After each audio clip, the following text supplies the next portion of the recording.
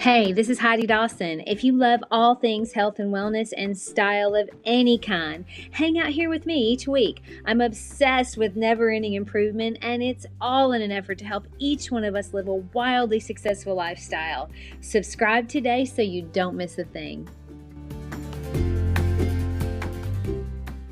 Hi, guys. Welcome to episode 588 of the Wildly Successful Lifestyle Podcast. It is so good to be with you. I feel so grateful always to be able to hang out with you twice a week, even if it's just for a little bit. It means a lot that you're here and that you keep showing up. So thank you. All right, so we've had a great summer so far. We were at our friend's house for a pool party. It's been a while back, and we were having a conversation about reading and podcasts and learning and growing, when one of our friends said that is all so important because knowledge is power. Now, another friend immediately spoke up and said, no, knowledge is not power. Knowledge is potential power. And he was so right. Like, I've heard that before, but it never hurts to hear it again, because we can hear all the things, know all the things we need to do for our own health, our own wellness. But if we don't act on it, it gets filed away in our brain as like a little bit of a weight, sort of a weight in a way, because we know we should be doing something, but we aren't doing it for whatever reason. But it doesn't do us any good when it's filed away. In fact, it adds a little bit of stress to our life, because we now know we're not doing something that we would benefit from doing, but we're not doing it, right? So it adds a little bit of stress to our brains and to our life. I know this very well because I am a learner. I love it. I absorb books and podcasts like they're breath to me. And I also know there are things I can be doing better, and there always will be. That will never change because we're living organisms. But if we're going to grow, we can't just know things. We have to act on them too.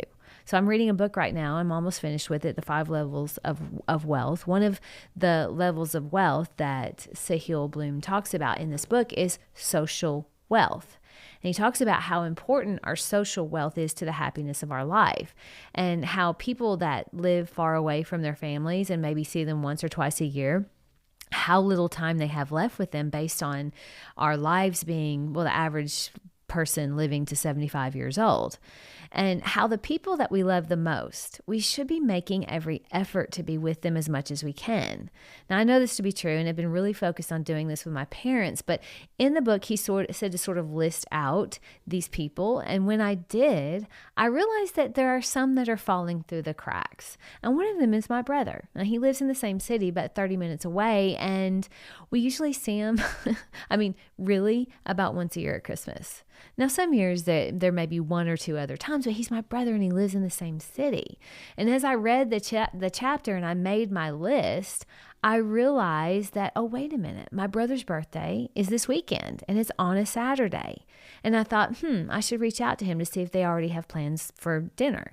Now, he has lots of friends, and when I mentioned it to Eric, we both agreed he probably already had plans.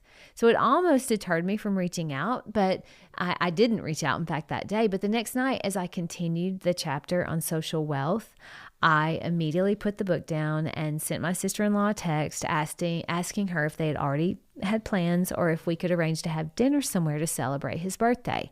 She texted me back the next day and said they had been so busy that they didn't have anything planned, but that would be amazing. But she would book reservations and we would all go to dinner on Saturday night. So we ended up having the best time. We had an amazing dinner, and my niece came into town from college. It was just a lovely night, a super lovely night. At the end of dinner, my brother even said, it means so much to me that you guys reached out and wanted to have dinner on my birthday. Thank you so much. Well, of course, my heart just felt so full. And it was all because I applied the knowledge I gained from a book I was reading. Now it's getting out of control, though, because my brother-in-law called like a few days later and asked if Eric and I could make a surprise appearance for my baby sister's birthday in Nashville, which is a 3-hour drive in the middle of the week.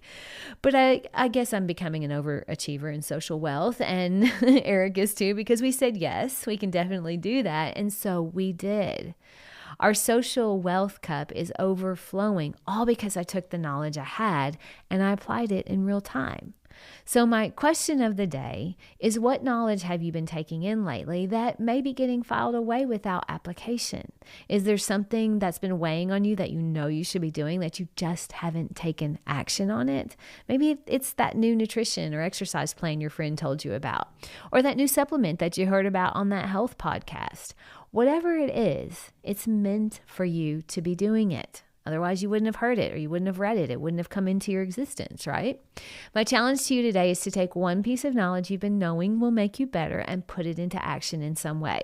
It may seem hard to take that first step, but it's also hard with the thought of not doing it weighing on you. So you have to choose your hard. One keeps you stuck and the other moves you forward. And you know which one leads to a wildly successful life. So share this with 3 people who may need a nudge to move forward. I love you guys. I'll talk to you in a few days. Don't forget to subscribe and share with your friends, because we're just going to keep going bigger and better places together, and I love that about us. Talk to you in a few days.